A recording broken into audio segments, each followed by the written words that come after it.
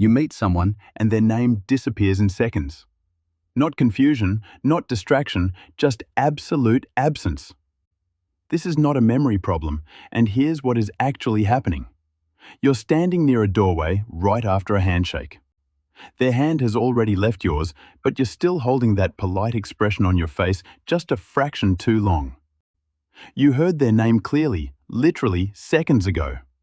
But when you try to reach for it, there is nothing there. A quiet pressure builds, like you missed something so obvious it's starting to feel heavy. What you think is forgetfulness is actually a predictable pattern in how your attention behaves. Notice how often this happens before you try to explain it away.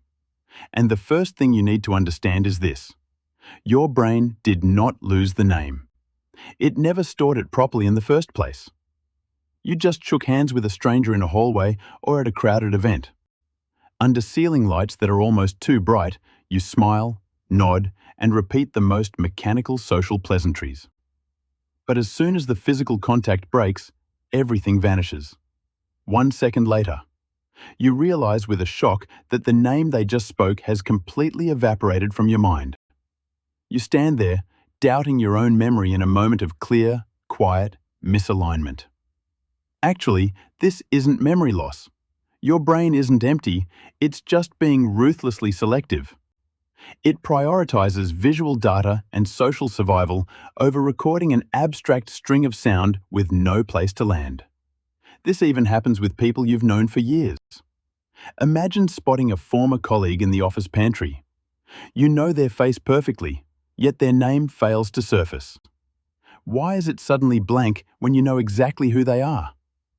The truth is, your brain doesn't store names like permanent files. It requires a specific contextual trigger to pull that information from the depths of your mind. So, you find yourself stalling, creating a small silence that stretches a second too long just to hide the slip. Recognition is not retrieval, and the real reason sits deeper than simple recall. Your brain does not store everything equally. Picture someone giving you their name while you're busy nodding in agreement. Your eyes are scanning the room, your ears catch the faint clinking of glasses in the background, and your focus is everywhere at once. It filters in real time. Your working memory is simply spreading its resources too thin. Because that name wasn't anchored to a meaningful connection, it drifted by like mere white noise. It leaves behind no trace, no digital footprint to follow later. Your attention is limited, not broken. And timing makes it worse than you think. Most names are said at the worst possible moment. Think about it. You're usually busy rehearsing your next line, trying to keep the social momentum alive. Your eyes maintain the perfect level of polite contact, but internally, your brain is fully occupied with pre-speech planning. And that's exactly when the name is dropped. That mental rehearsal hijacks your working memory, causing the encoding of new data to hit a temporary dead end. The result? The name never had space to stay. You heard every syllable perfectly, yet it never landed in your storage system. But timing is not the only problem. You've built an entire vocabulary around the fact that you don't know. You lean on social substitutes, dropping a "hey man," a "buddy," or a casual "my friend." The conversation continues to flow so naturally that no one even suspects the gap. That's because your brain prioritizes social flow over cold precision. Language has a way of auto-filling missing identifiers just to keep the momentum alive. The upside is you never have to stop and awkwardly ask for a name. The downside is you never actually fix the problem. It works too well. But the loop doesn't end there. The moment you notice you've forgotten, it gets worse. You try to glance at their name badge with a forced, fake naturalness, while your mind frantically replays the conversation to find a single clue. But that self-monitoring is a cognitive thief. It consumes whatever working memory you have left. Your encoding capacity drops to zero right when you need it most. The result? The name becomes even more elusive the harder you try to catch it.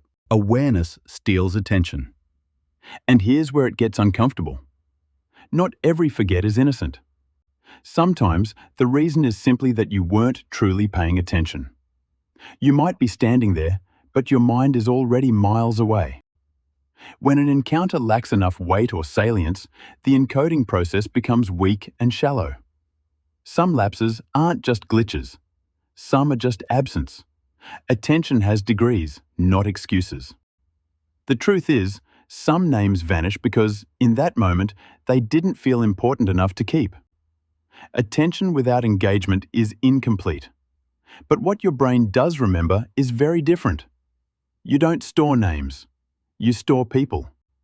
You remember the exact moment someone stayed silent a second too long, or the way their eyes shifted when the topic changed. You remember the very atmosphere of the room.